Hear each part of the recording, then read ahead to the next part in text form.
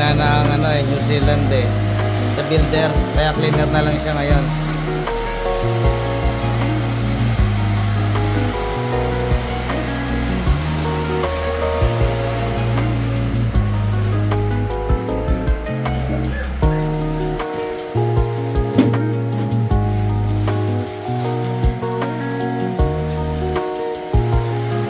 Magkano ang sahod mo ngayon sa pagiging cleaner?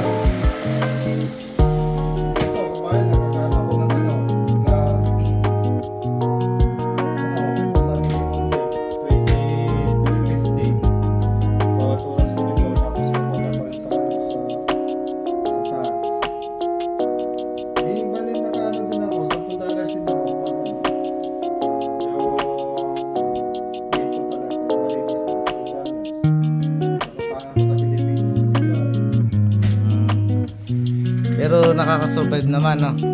Kakasurvive, kaya lang, ano, itlog lang talaga at saka ano, tayo, saka yun, itlog lang talaga, ano, Itlog na lang. dito.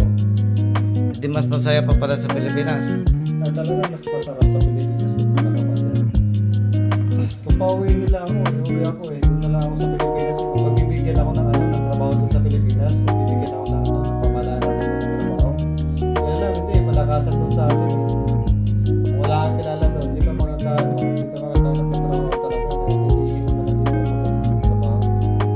Kaya ano ang mga payo mo sa ano, sa mga kababayan na natin nagbabalak sa Pilipinas? Pumunta rito sa New Zealand. Ay, kung ako sa kanila, huwag muna sila dito ano, kasi resisyon, hirap